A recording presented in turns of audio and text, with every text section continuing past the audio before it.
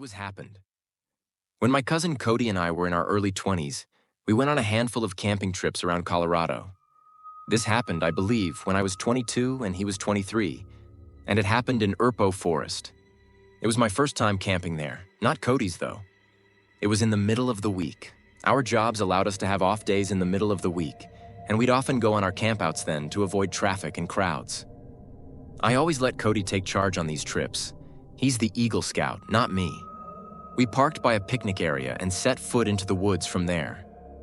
After about 15 minutes of hiking deeper into the woods, we found a good spot to set up camp. A good spot meaning a big enough clearing to fit 2 tents, the portable stove, and a campfire. The first thing we did was unpack our stuff and set up our tents. Cody has always been a lot quicker than me in pitching a tent. He does it in only a few minutes.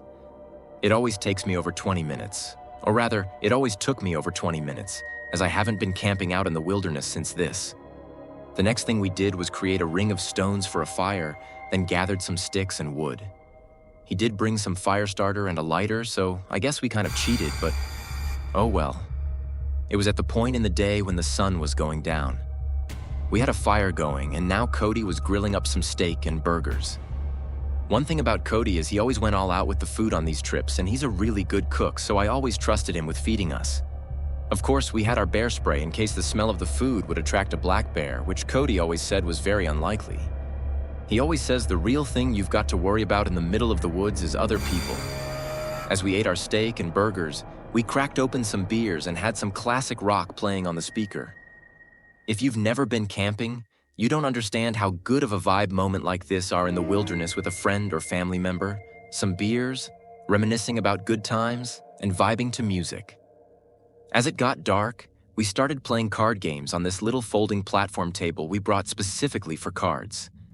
After playing more traditional card games, we started playing Uno, and this was when we heard something out in the woods.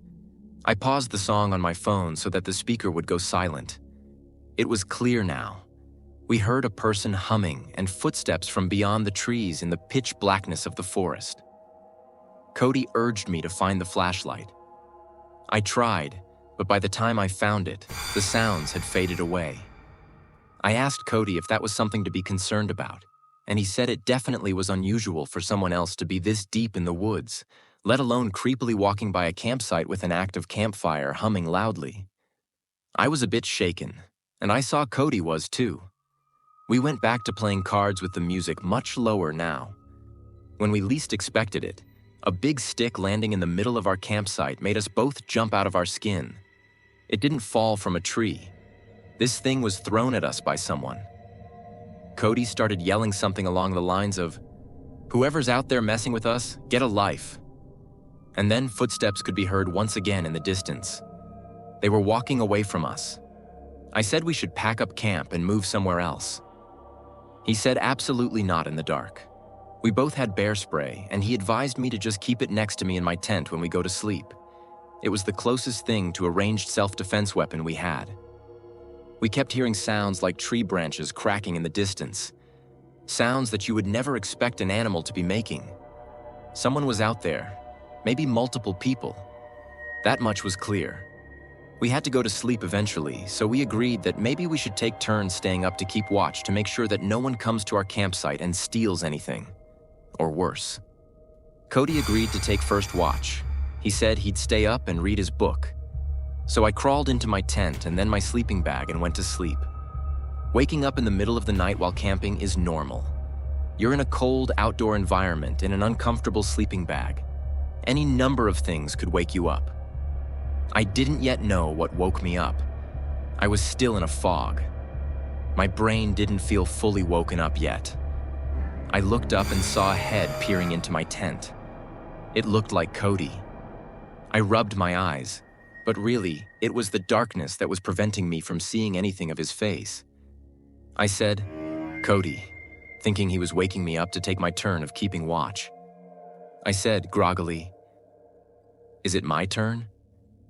I stared at the head peering at me in my sleeping bag, slowly growing more awake every second. Then I heard the zipper to the tent quickly zip up and his head disappeared. I laid back down in my sleeping bag, but only for a second. I suddenly had some weird moment of clarity where I shot to an upright position and listened as the footsteps walked away. "Cody?" I said. He didn't answer. I unzipped my tent to peek out to the campsite. The fire was dead. Cody wasn't out there. I went over to Cody's tent, which was zipped up.